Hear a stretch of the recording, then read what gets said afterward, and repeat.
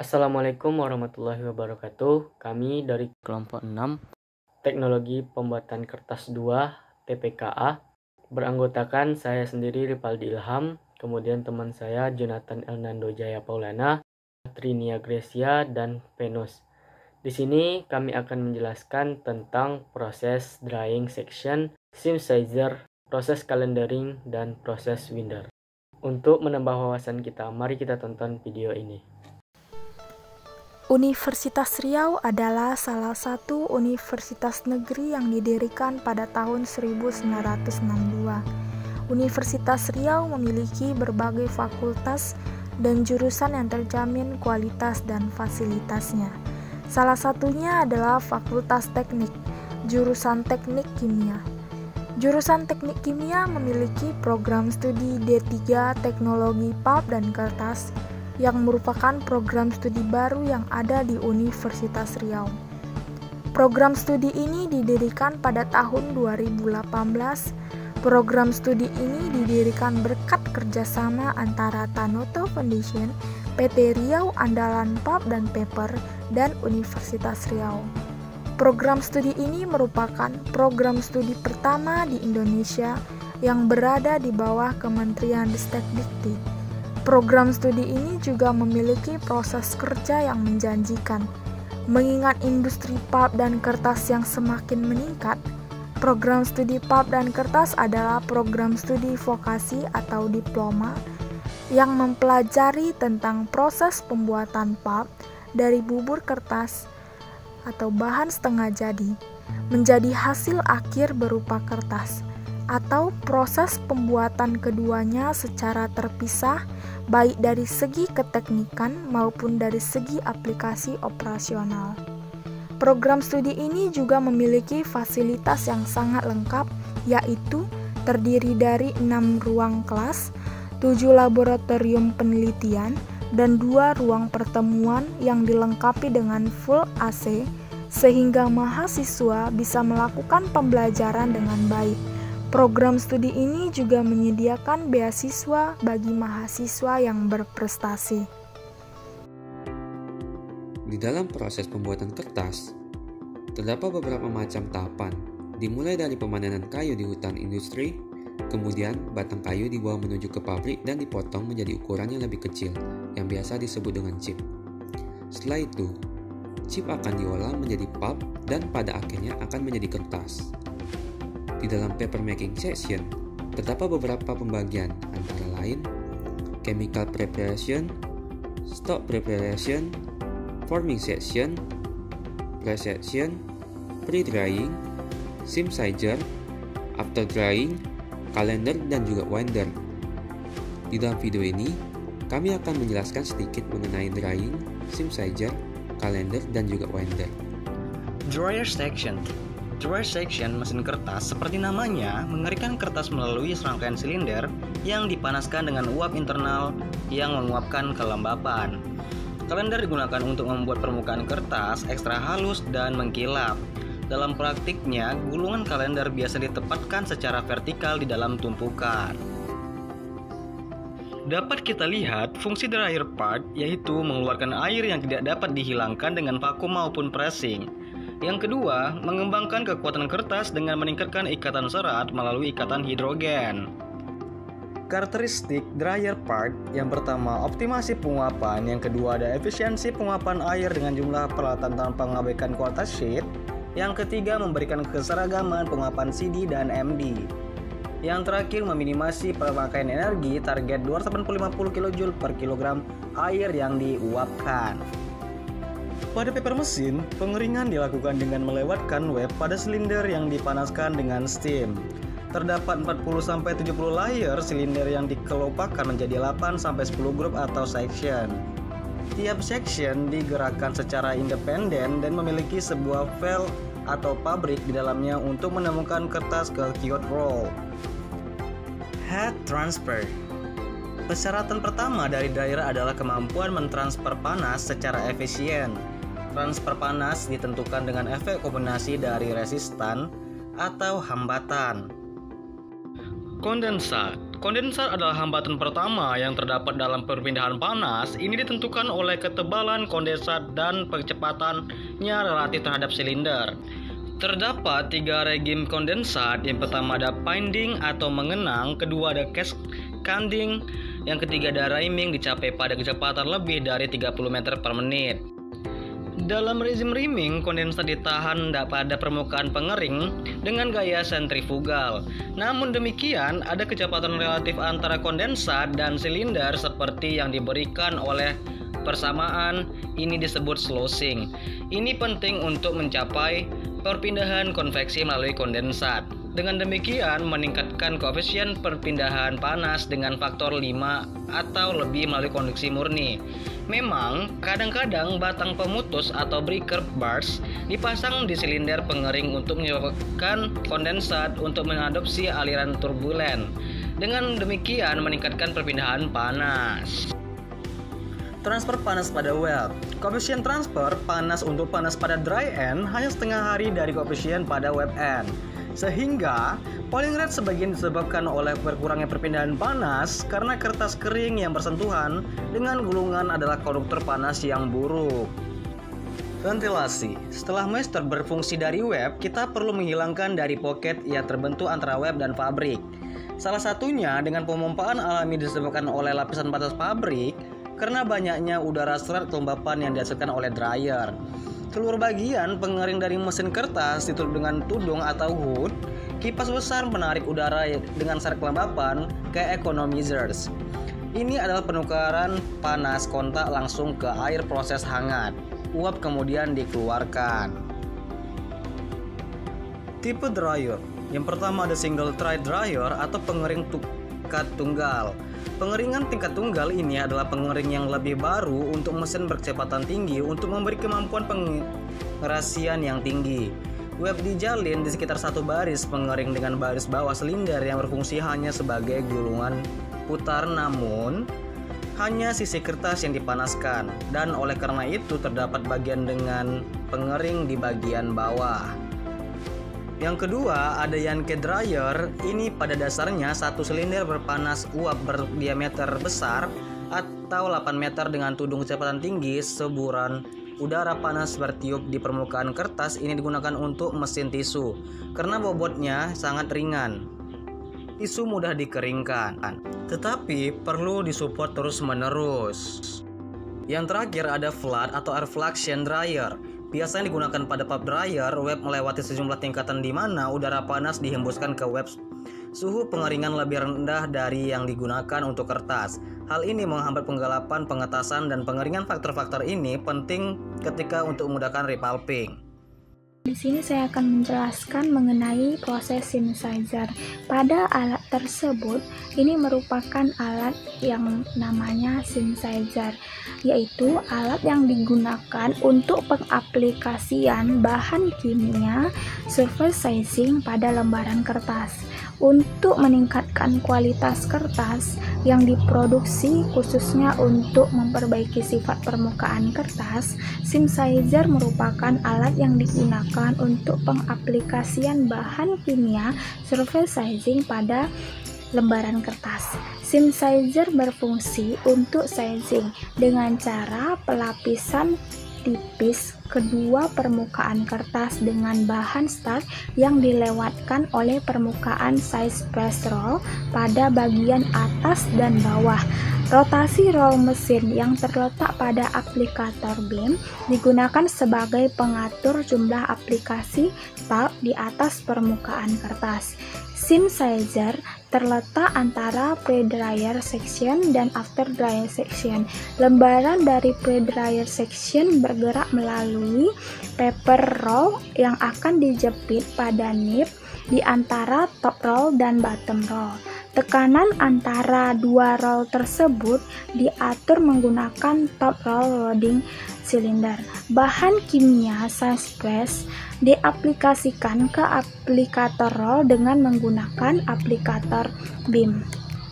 Stak dan aditif lainnya disimpan pada supply tank yang dilengkapi dengan 3 pompa. Stok yang keluar dari masing-masing pompa akan melewati rotasi pressure screen untuk menjaga kebersihannya sebelum memasuki aplikator BIM. Top aplikator BIM dan bottom aplikator BIM akan mengaplikasikan stok masing-masing pada top roll dan bottom roll yang selanjutnya akan teraplikasi pada kedua permukaan kertas. Untuk meratakan pengaplikasian stok pada lembaran kertas digunakan suatu alat yang bernama rod. Rod merupakan alat yang berbentuk silinder kecil yang diletakkan pada bagian luar top dan bottom roll. Jarak antara rod dengan aplikator roll harus diperhatikan untuk menjaga keseragaman penindustrian stok. Rod juga dibagi menjadi 2, yaitu top rod untuk top roll dan bottom rod untuk bagian bottom roll. Sebuah mesin rod berotasi terletak di aplikasi BIM, digunakan untuk mengukur stok yang dilapiskan oleh BIM. Film stok yang dilapiskan oleh press roll kemudian ditransfer ke kertas di nib roll tanpa terjadi pembentukan pon. Metode pelapisan ini memungkinkan penggunaan padatan stok yang lebih tinggi. Kekeringan sheet setelah size press lebih besar daripada size press tipe pon karena stok yang tertinggal di permukaan sheet lebih banyak daripada yang masuk ke dalam sheet. Dengan padatan stok yang lebih tinggi, air yang terdapat pada stok tidak cukup untuk membasahi sheet. Hal ini menyebabkan peningkatan yang signifikan terhadap kemampuan operasi mesin. Aplikator BIM ini dilengkapi dengan aplikator rod dan aplikator rod bed. Jadi, aplikator rodnya duduk di dalam aplikator rod bed. Di aplikator rod yang mentransfer sizing start dari supply system terhadap permukaan roll, jadi roll itu dilumuri oleh start lewat aplikator rod. Di sizing proses, bagaimana kita bisa apply film itu? Yaitu dengan penambahan surface track sizing dengan cara menutupi pori-pori sehingga membawa dampak terhadap mesin efisiensi dan runability yang semakin baik. Jika pori-pori semakin poros, artinya kertas itu semakin mudah koyak atau semakin mudah robek. Dengan penambahan apply film sizing dapat membuat pori-pori tertutupi sehingga mesin efisiensinya semakin tinggi dan runability-nya semakin baik. Apply film dilakukan secara langsung di dalam proses dan setelah melakukan apply sizing itu jumlahnya bisa dikontrol dari masing-masing sisi yang dihasilkan, baik di bottom ataupun di top. Apply film sizing ini berfungsi untuk memperbaiki atau meningkatkan penetrasi liquid di kertas sehingga kertas tidak mudah menyerap liquid. Dalam hal ini, liquid bisa berupa tinta atau water. Parameter yang mempengaruhi sim sizer adalah yang pertama itu kadar air lembaran, di mana kadar air yang terlalu rendah dapat menyebabkan sulitnya penetrasi larutan size press ke lembaran. Yang kedua, temperatur, di mana temperatur larutan size press harus diatur supaya pengaplikasian kelembabannya bagus. Yang ketiga yaitu rod loading, di mana semakin tinggi rod loading yang diberikan, maka size pick up akan semakin kecil. Yang keempat, dry solid. Semakin tinggi dry solid, maka size pick up akan meningkat. Yang terakhir, untuk mempengaruhi sim sizer digunakan scanner, di mana scanner ini digerakkan pada arah silang mesin dengan menggunakan motor. Di industri, bagian paper mesin tidak banyak memiliki desain speednya sekitar 1600 meter per menit. Lebarnya sizer 8,8, sizing layer 1 pieces per side atau sisi, dan untuk jenis kertas yang normal biasanya ditambahkan 1,75 gram sizing di setiap gram per meter kuadrat per side. Hal ini bisa dikontrol dengan menjaga apply sizing film itu dengan menggunakan strike konsistensi dan viscosity yang sangat berpengaruh. Synthesizer pada bagian proses untuk apply sizing film ini menaikkan kandungan air atau moisture pada kertas karena apply konsistensi yang dimiliki sebanyak 12%, sehingga perlu dikeringkan dan sampai kering dengan moisture 4-5%. Seam sizing atau opticizer adalah bagian untuk apply film sizing baik di top ataupun di bottom bagian kertas. Size press terdiri dari beberapa komponen utama dan pendukung, yaitu ada beberapa. Yang pertama itu aplikasi beam, yang kedua land in roll dan spiral roll, yang ketiga adalah sistem strike, yang keempat adalah size press roll. Yang pertama adalah aplikasi beam, di mana aplikasi beam ini berfungsi untuk melapiskan film strike kepada size press roll dalam jumlah dan cara yang tepat sehingga melapisi keseluruhan sheet kertas, dapat menghindari strip atau kesalahan-kesalahan lainnya. Yang kedua adalah lead in roll dan spiral roll, di mana lead in roll yang terletak di atas nib dipasang pada turning arm. Pada pergantian roll, turning arm mengangkat lead in roll dari atas bottom roll, memungkinkan pergantian bottom roll. Spiral roll merupakan sebuah empty hop roll yang terletak di atas lantai sebelum after size drying session. Bonfire roll membentangkan sweet sheet baru untuk membantu mencegah kerutan setelah pelapisan strap. Yang selanjutnya adalah sistem strap. Fungsi dari sistem strap adalah memasukkan strap pada jumlah yang diinginkan ke size press, melapisi rod dalam presentasi padatan, temperatur, dan aliran yang terkontrol. Screen dan filter dipasangkan pada sistem strap untuk memisahkan tanah dan pengotor-pengotor lainnya dari strap sebelum dan sesudah pelapisan. Strap yang diresirkulasikan harus melewati filter sekali lagi sebelum kembali ke aplikasi beam.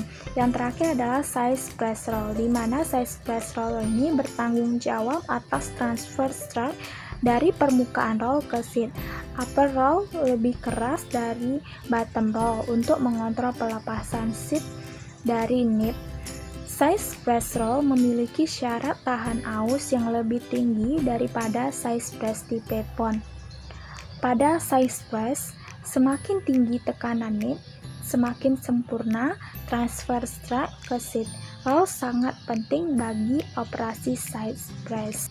Proses selanjutnya akan dijelaskan oleh teman kami, Rivaldi. Proses calendering.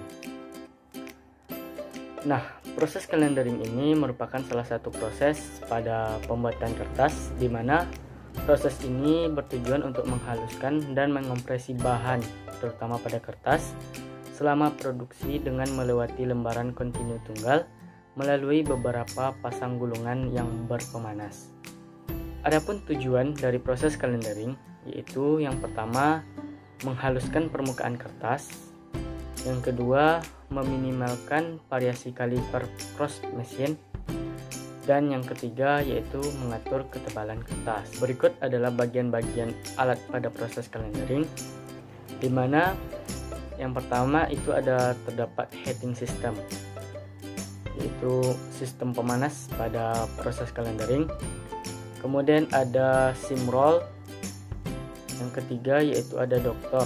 Nah, doktor ini berfungsi untuk pembersih pada roll proses calendering ini. Kemudian yang keempat ada loading element. Yang kelima ada thermoroll, di mana roll tersebut yang berpemanas tadi. Yang keenam ada drive, dan yang terakhir ada control system tile threading. Di sini saya akan menjelaskan ada 4 tipe pada nib. Yang pertama ada hard nib. Hard nib ini merupakan alat pada proses calendering dengan menggunakan 2 hard roll atau lebih. Jadi pada proses ini, kertas akan dilewatkan di antara 2 atau lebih hard roll, baik itu di atas maupun di bawah. Jadi calendering ini di bagian atas dan di bagian bawah itu menggunakan dua-duanya hard roll. Kemudian tipe yang kedua adalah soft nib. Soft nib ini berbeda dengan hard nib, di mana yang tadinya pada hard nib itu menggunakan dua-duanya hard roll, sedangkan pada soft nib ini terdapat satu yang soft roll. Jadi gabungan antara hard roll dan soft roll. Kemudian tipe nib yang ketiga yaitu long nib. Long nib ini menggunakan nib yang panjang pada salah satunya, yang bertujuan untuk tekanan pada kertas itu lebih merata pada proses calendering. Nah, yang terakhir yaitu multi nib. Multi nib ini biasa juga disebut dengan super calendar, di mana pada tipe ini menggunakan banyak roll yang bertujuan untuk meningkatkan glossy pada kertas. Nah, prinsip kerja dari proses calendering ini yakninya kertas masuk melewati nib dibentuk oleh 2 roll atau lebih, di mana roll tersebut saling menekan. Pada saat kertas masuk ketebalan kertas bervariasi, sehingga sebagaimana tujuannya kita menginginkan pembukaan kertas dan ketebalan kertas yang rata, yang dibantu dengan gaya tekan pada masing-masing roll.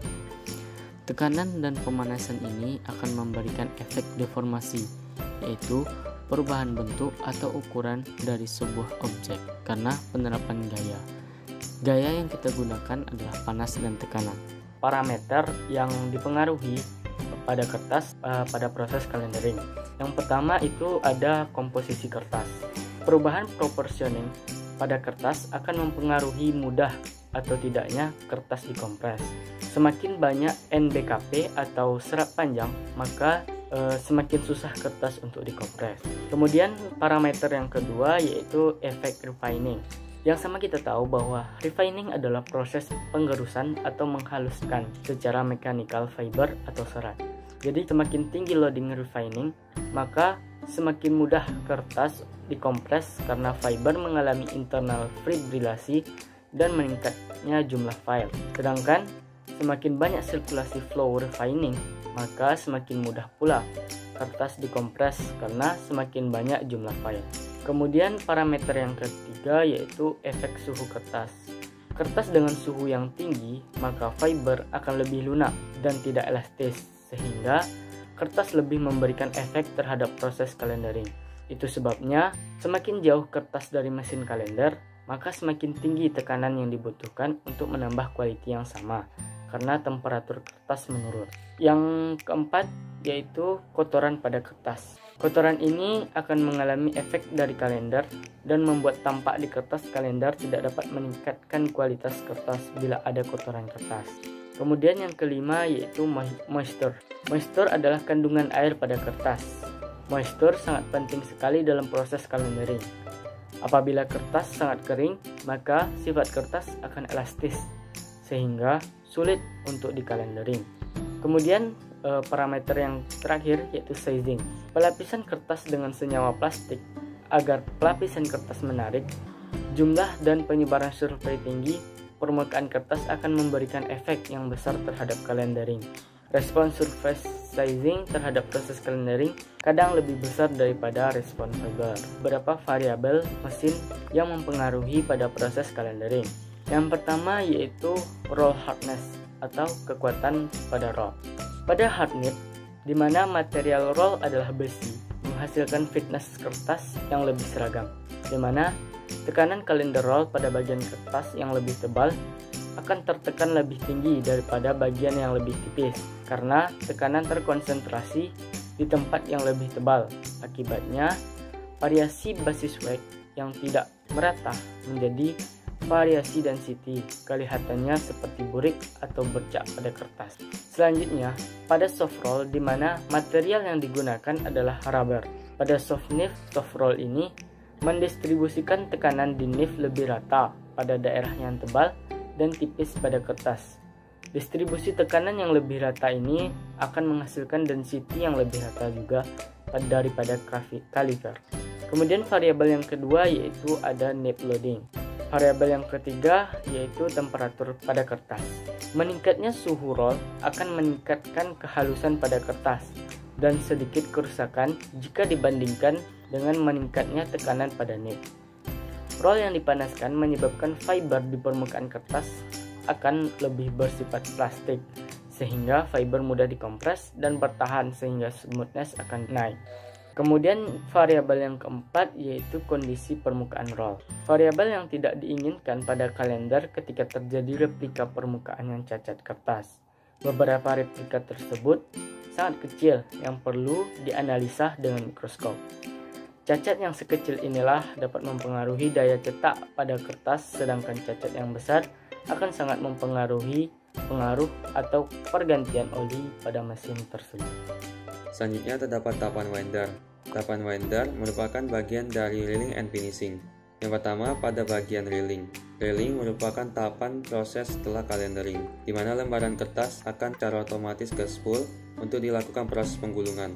Setelah proses penggulungan, kertas tadi akan menjadi sebuah jumbo roll, dan apabila akan diproses lebih lanjut akan dikirim ke tahap finishing. Di tahap finishing, jumbo roll akan diproses kembali sesuai dengan keinginan customer. Kemudian reel section. Tujuan dari reel section adalah untuk menggulung kertas secara kontinu di atas spool dan menghasilkan jumbo roll yang biasa disebut parent reel yang siap untuk diproses produksi lebih lanjut. Pada dasarnya, proses ini untuk menyelesaikan proses produksi kertas atau papan. Kebanyakan mesin kertas dan papan menggunakan tube reel system, di mana akan membentuk parent reel yang ditekan dan digerakkan oleh motor driven reel drum. Ketika parent reel mencapai ukuran yang diinginkan, sistem reel mengandalkan sistem turn up untuk memotong lembaran dan mentransferkannya ke spool baru. Reel juga mengandalkan tail threading system untuk mengaitkan lembaran dari dryer ke reel selama proses berjalan, setelah lembaran putus, atau setelah gangguan di dry end. Kertas yang tadinya telah digulung menjadi sebuah jumbo roll, kemudian akan dilakukan proses paper testing oleh operator, yaitu dengan cara memotong sedikit bagian lembaran kertas yang terdapat dalam jumbo roll, dan kemudian akan dilakukan proses scanner dan juga dibawa ke laboratorium. Tujuannya untuk melihat karakteristik dari kertas yang dihasilkan dari proses. Kemudian winder. Tujuan dari winder adalah untuk mengubah jumbo roll yang berdiameter besar atau parent reels menjadi gulungan yang berukuran lebih kecil atau roll sets yang siap untuk dikonversi atau dikirimkan. Setelah reel parent dipindahkan dari mesin kertas ke winder, winder harus melakukan langkah-langkah berikut. Yang pertama, unwind kertas dari parent reel. Kedua, potong lembaran menjadi lebar dan celah yang berbeda, lalu hilangkan trim di kedua tepi lembaran. Ketiga, membawa lembaran ke bagian wind up, di mana ia akan ditempatkan di core. Dan yang keempat, lepaskan set gulungan selesai ke tempat meletakkan gulungan. Pada proses reeler atau sliter, terdapat beberapa tahapan. Jumbo roll yang telah selesai digulung kemudian akan diletakkan pada area unwind. Unwind merupakan proses pelepasan kembali gulungan kertas. Gulungan yang telah dilepas kembali kemudian akan dibawa ke area sliter. Pada tahap sliter area, gulungan kertas yang telah di-unwind akan melalui proses pemotongan menggunakan sliter knife sambil melakukan proses penggulungan kembali. Proses pemotongan menggunakan pisau seperti dis berputar dan tajam. Ukuran dan jumlah pisau disesuaikan dengan lebar yang diinginkan oleh customer. Pekerjaan operator pada sliter area yang pertama, mengatur sliter secara manual atau menggunakan alat kontrol. Kedua, mengganti pisau yang terdapat pada alat tersebut. Yang ketiga, membersihkan kertas yang tersangkut dan mengganggu pisau. Setelah melalui proses sliter, maka kertas akan digulung kembali. Winder merupakan area di mana kertas dari parent reel yang telah dipotong-potong sesuai dengan ukuran yang diinginkan akan digulung kembali menjadi sebuah gulungan sesuai permintaan customer. Pada tahap winder terdapat reader roll yang digunakan untuk mengontrol reel formation agar tetap padat, bebas dari udara, dan bebas dari kerutan. Ejection of and work on the finish reel. Pada tahap ini, roll sudah menjadi lebih kecil, kemudian roll diambil dan dikeluarkan dari rewind area, setelah itu diletakkan di lantai. Pekerjaan operator pada tahap ini Yang pertama, melihat kembali finish card yang dihasilkan sudah sesuai atau belum dengan yang diinginkan.